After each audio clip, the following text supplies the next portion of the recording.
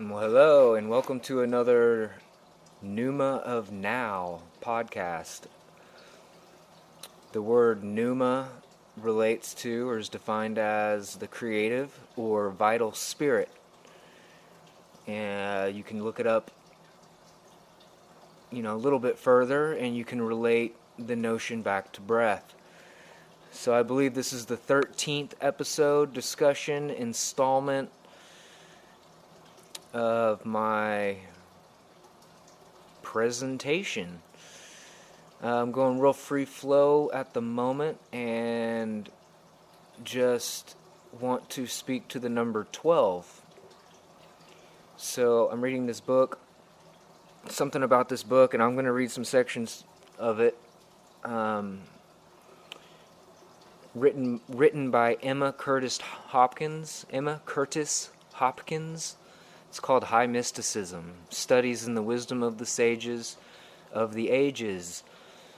It reads on the back cover, "The Studies in High Mysticism was originally published as a set of 12 small black books in 1920 by Emma Curtis Hopkins and her students. It's clear enough that the lessons were made available for over a decade before that. Around 1940, a group of people who called themselves the High Watch Society published the volume that is in current use in most schools and churches. When the book was put together, some paragraphs were left out and some Bible passages were changed from what Emma had initially quoted. Reverend P. Joanna Rogers made the observation that there were errors. Wise Woman Press has scanned the full set of the little black books using hard-to-find volumes that were published individually by many different printers until the late 1930s. A combination of them in this volume with minimal editing." Yeah. So I read this book a few years ago from cover to cover. And that in itself is an anomaly.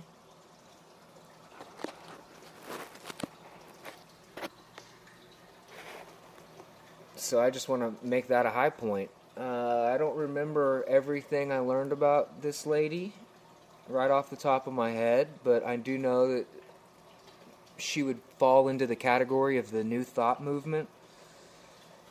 And I'm probably not going to go into much detail on that right now. Well, maybe I should.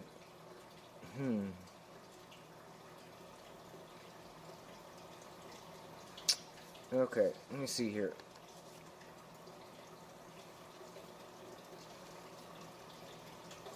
Okay, so it's saying the process of scanning 12 small volumes leaves all kinds of weird marks on the page that must be removed.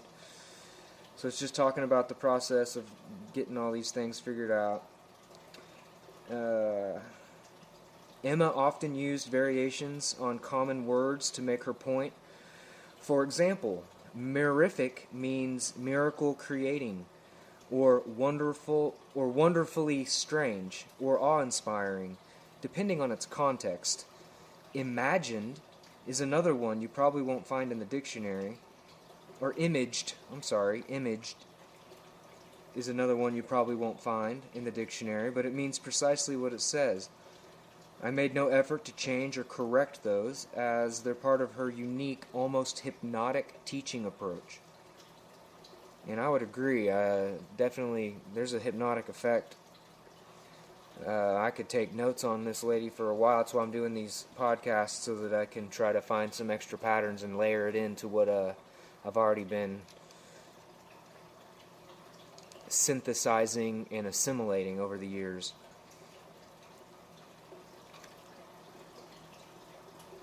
So the first note in the first study, and the first study is titled "The Silent Edict." So the note says, "Consider now with me in joyful amazement the unity of discovery throughout the centuries, which the Illuminati have made, as to that practice of the presence of deity most surely lending to divine imbuement. And then the text basically starts here. From the divine heights there has been vouchsafed to all ages one heavenly edict. All the everlasting pages struck off by men under the white flames of inspiration have been the result of knowing or unknowing obedience to the soundless mandate of the lofty one inhabiting eternity. Quote, "Look unto me, and be ye saved, all the ends of the earth." Unquote. A clearly unified instruction runs in almost verbatim language through all the sacred or charmed books of the world. It is the live wire insulated by absurd dogmas and ungodly imaginations. It is the footpath of the immortals. It is the mirific science. Whoever can read its supernal lines, undiverted by their company of errors, is in the way of salvation. It concerns that swift, subtle faculty possessed by us all, whereby we look whithersoever we will, to the deity ever beholding us, or to the dust beneath, without the aid of our physical eyes. And then we have a Upanishads quote, "Thou canst not behold me with thy two outer eyes. I have given thee an eye divine." So that's just the first page of the book. So yeah, let's just stop there as far as the reading. I want to pontificate and just dialogue with myself and anybody who's listening.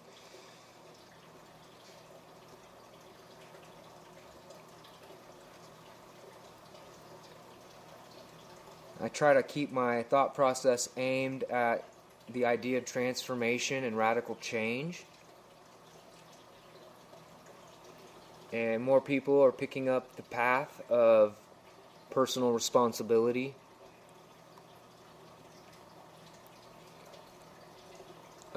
Ownership of our feelings and avoiding the mindset of the victim mentality and blaming outside influences for our situation and conditions. I do believe there is a movement where people are practicing a new presence. A lot of that stems from gratitude and appreciation. I like to do my best when I wake up in the morning not to stir, not even open my eyes, just recognize that I'm awake and that my eyes are still closed. And from that place, I'll take some deep breaths and find myself in the body, and I'll find my gratitude knobs. I'll find my appreciation for a new day, a new life, and I'll do the best I can to center upon my heart and divine concepts, trying to be and live a life worth living every single day. I'm moving into a new phase of encouragement and comfortability with myself, with my voice, and it's having a greater positive effect on my overall life. I would say that I'm somewhat antisocial, and during these special times, I'm definitely okay with being alone and spending time to myself in deep thought and contemplation, research, study. So I've really tried to take 2020 as a year of self-improvement, or seeking what I would call a higher octave perceptions, awarenesses on my own condition, turning the mirror of self-reflective consciousness back on myself, trying to kind of teach others and be vulnerable with the way I'm kind of seeing the pieces of the puzzle fitting together. I believe everybody has their own pieces of this puzzle, and something I've always realized at a very young age is to honor everybody's experience and unique individuality, and the whole idea of honoring the diversity and novel personas, characters that we meet on our walk of life. I believe now more than ever it's easier to express yourself in a multifaceted array, and in doing that it's best to connect with your raw authenticity, be as absolutely genuine in your expression as possible. And a lot of times that stuff, it just, people can sense that. And, if you're lying to yourself about certain things in your life, it's just going to kind of come through, even if it's not outwardly spoken or stated outright. As I engage in these conversations, I realize there's a whole dialogue happening behind the scenes. And one sobering thought that comes to mind with someone like me who's a little hesitant to be vulnerable, somebody who, although has a lot of ideas and has been able to pattern recognize a whole lot of things, I still hesitate. And I think that hesitation has a lot to do with the programming that we've received. I think that has to do with the way our perceptions and what we believe about ourselves has come to us through these lenses of like society and the weird boundaries and barriers and confines and boundaries.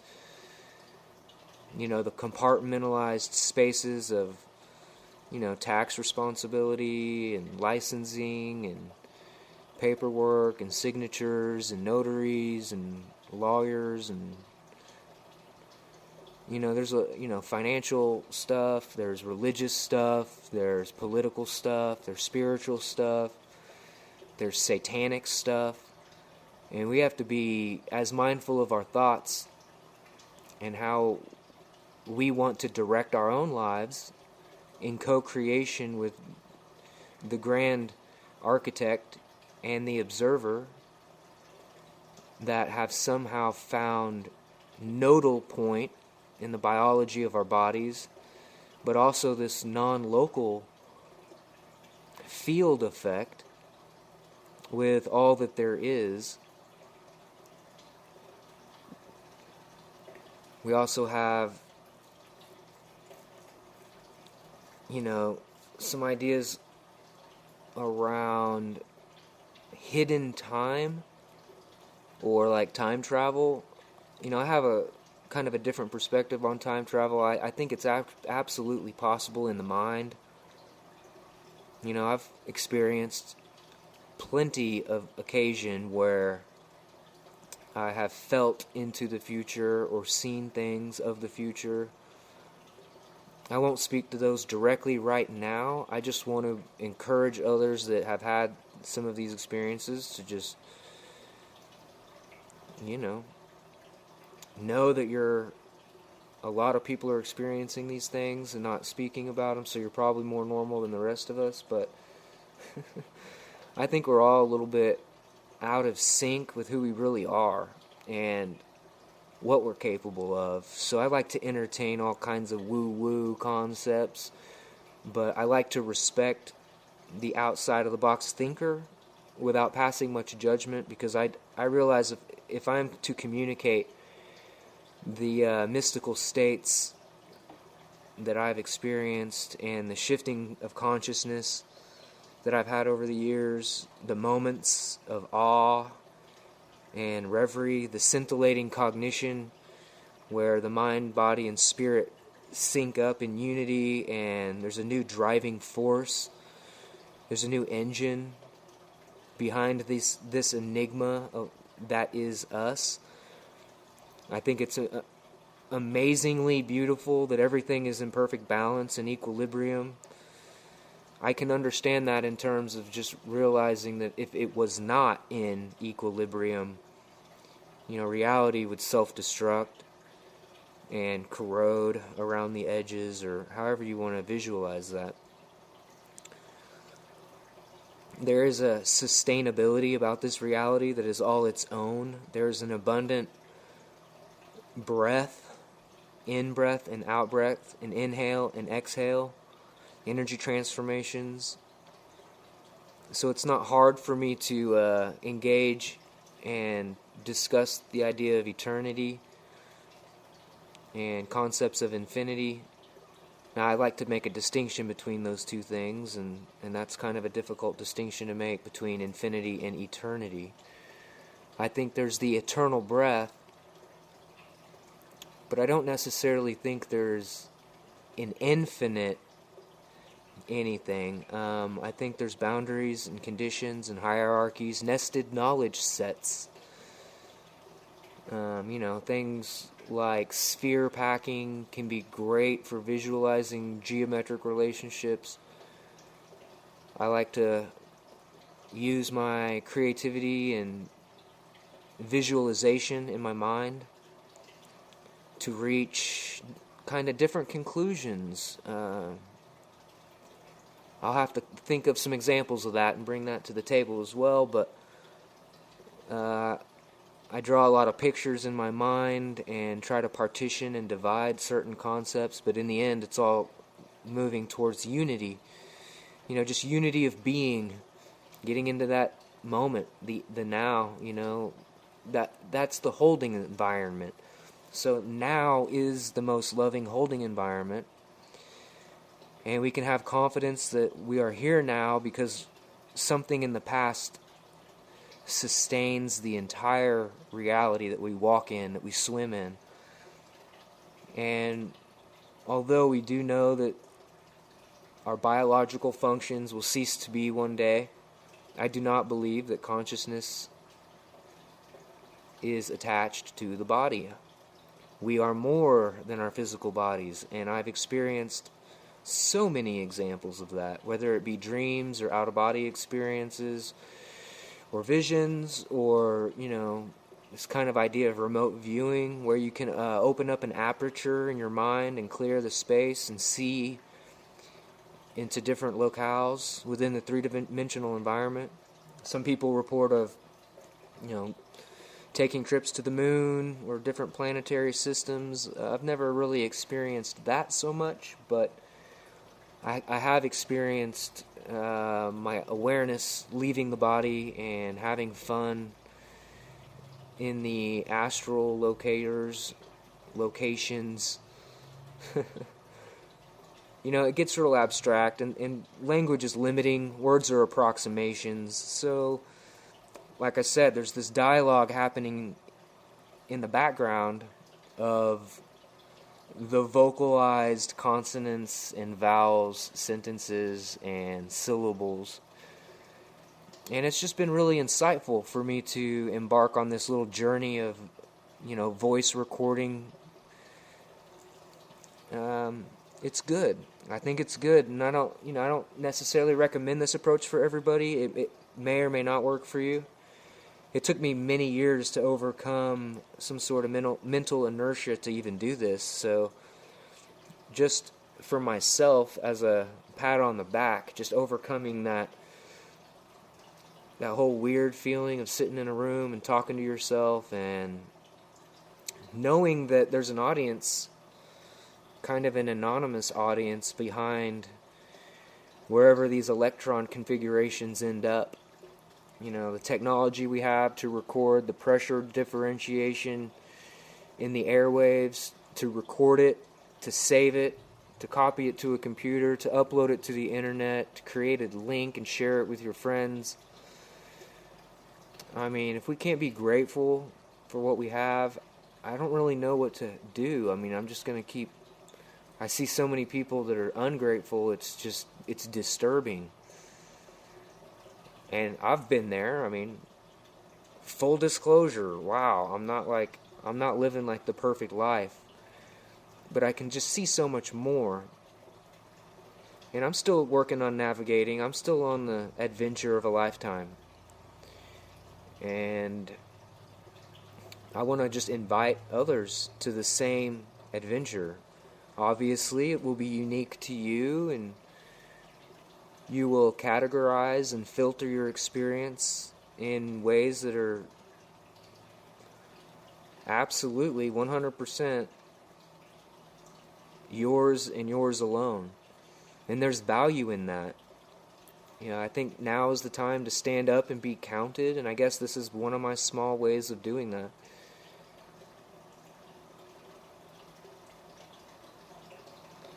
Well, until next time, peace profound in the pneuma of now.